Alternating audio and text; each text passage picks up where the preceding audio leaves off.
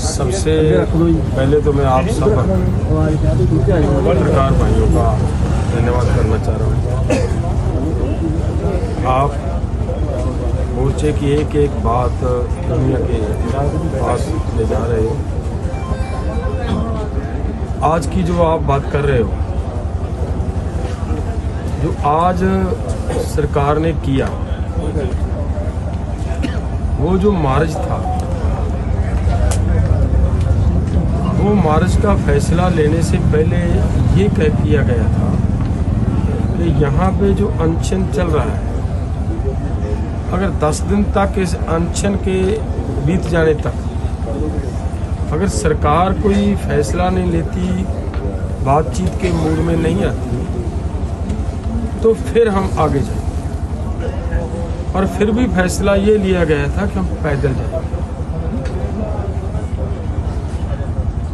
जो आज सरकार ने वहाँ पे करतूत की है, पैदल जाने वाले एक लिमिटेड जत्थे को रोकने का जो काम किया है, सरकार ने इसको निंदनीय कहें, इसकी हम निखेधी करें, वो बात नहीं। मैं तो ये कहना चाह रहा हूँ कि सरकार ने अपनी नीयत स्पष्ट कर दी। आपने सुना लगातार, आप हमारे ऊपर सवाल भी करते रहे। 10 महीने से ये सवाल था हमारे कि भाई आप पैदल क्यों नहीं जाते, जब सरकार बोल रही है पैदल जाओ। उसके बाद इनके मंत्रियों के बयान आए।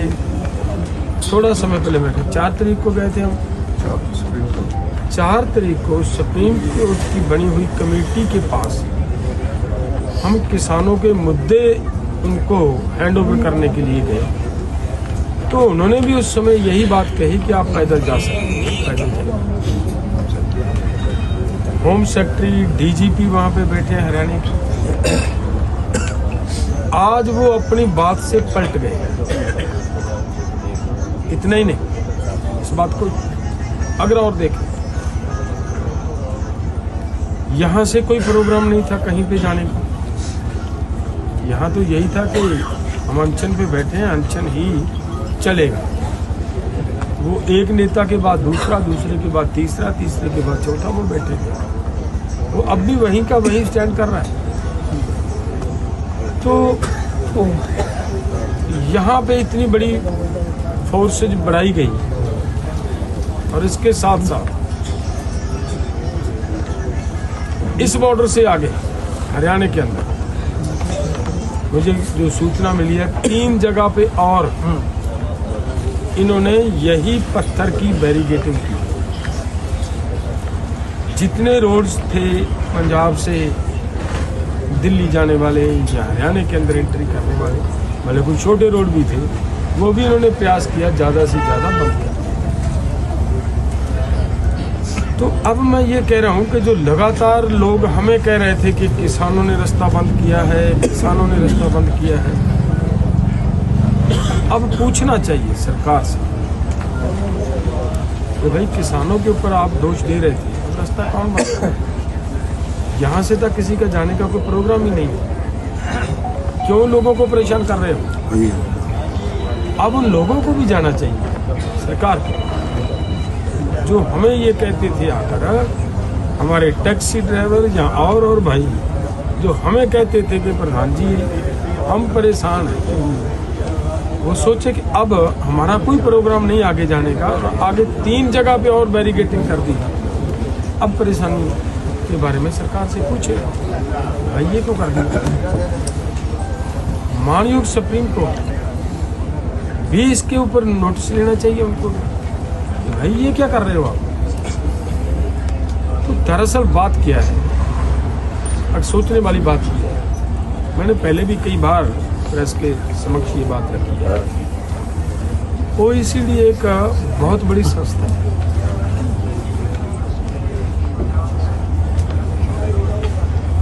हकीकत में सरकार को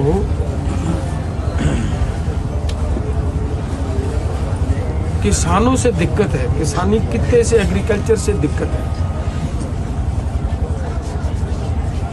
सरकार हर हाल में एग्रीकल्चर को कारपोरेट से को हैंड ओवर करना चाह रहे हैं। देखिए, हम यहाँ बैठे, हमारे यहाँ बैठे किसानों के साथ बात भी नहीं कर रही। हम पैदल जाने के लिए तैयार हो गए, पैदल भी हमें वहाँ नहीं जाने दिया जा रहा। तो ये सोच के कि बात किसानों के साथ करने का सरकार का कोई मन नहीं है। जो हमारी समस्याएं हैं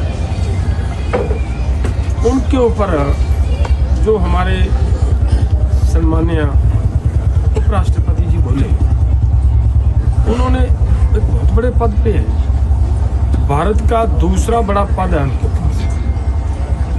उस पद पे बैठा व्यक्ति अगर ये बात कह रहा है कि मैं अर्थशास्त्र के बारे में जानकारी रखता हूँ और मैंने बहुत सारे अर्थशास्त्रियों से बात की है, एमएसपी देने से कोई दिक्कत नहीं है, देश को उल्टा फायदा होने वाला है, तो भाई उसने जो बात कही, जो किसान गुहार लगा रहे हैं लगातार, तो इसका मतलब ये निकलता है बोलने वाला तो भले को कुछ भी बोले, लेकिन किसानों की डिमांड है जो उसने मोहर लगा दी कि किसानों की डिमांड तो नहीं देते तो अगली रणनीति क्या होगी? देखिए, ये वक्त पे रोज वहाँ पे हमारे फोरम के साथी हैं, तो देखिए आपने दो बातें देखी है ना। एक तो उधर वो घटना घट रही है, इधर कुछ दिन पहले घट के हटी है। जी जी, इस मोर्चे को भी संभालना है और उसको भी संभालना है। वहाँ हमने अपने फोरम के कुछ साथियों की ड्यूटी लगाई है। जैसी भी उधर से कोई इनपुट्स हमारे पास आएगी तो हम उस पर फिर से चर्चा करेंगे। वो चर्चा हर पल होती रहेगी, जो जो चर्चा में से निकल कर आएगा वो आपके सामने रख दिया जाएगा। आगे की बात मतलब सुखजीत सिंह जी आपके पास पंजाबी में रख देंगे। बहुत बहुत धन्यवाद। इसको भी कोई मानने के लिए तैयार नहीं। जो मैं दूसरी बात कर रहा था, इस लड़ाई को छोड़ा नहीं जा सकता, कुछ भी हो। क्योंकि देखिए, जो मैं मतलब आपको एक बात बताना चाहता हूँ, OECD को की जो मैं बात कर रहा था, OECD एक बहुत बड़ी संस्था है जो लगभग वर्ल्ड के अंदर 35-36 मुल्कों का सर्वे कर रही है।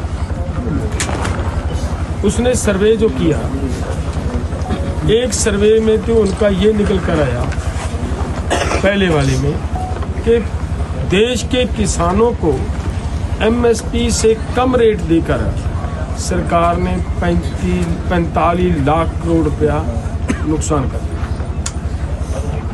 दूसरी रिपोर्ट 1 साल की है, पहली 10 साल की रिपोर्ट है, दूसरी 1 साल की रिपोर्ट है, 2022 और 23 की। उसमें ये बात कही उसने कि इस ऐसे ही ट्रेंड के चलते हुए किसानों को 14,72,000 करोड़ रुपए का 2022 और 23 के अंदर नुकसान। और देखिए, एक और नई रिपोर्ट आ गई उनकी 2 दिन पहले, उसी संस्था वो कह रहे हैं कि जो एक्सपोर्ट और इंपोर्ट के ऊपर सरकार अपने मित्रों को फायदा देने के लिए गेम खेलती है, कभी एक्सपोर्ट की ड्यूटी कम कर देती है, कभी एक्सपोर्ट की ड्यूटी गिरा देती है।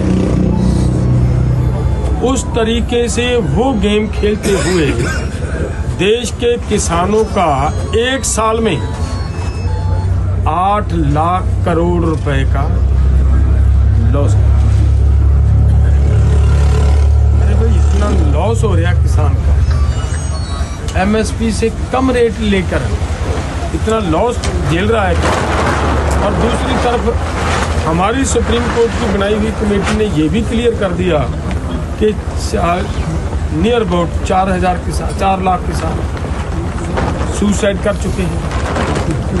तो फिर इस समय तो लड़ाई को और भी इंजाम तक ले जाने के लिए पूरी मजबूती से लड़ना पड़ेगा। और मैं आपके चैनलों के माध्यम से पूरे देश के लोगों को आह्वान करता हूँ कि ये लड़ाई आपकी है, आपके बच्चों की लड़ाई है। ये सुसाइड अगर रोकना है तो ये इस लड़ाई को अपना माने, इस लड़ाई को हर हालत में देखना है।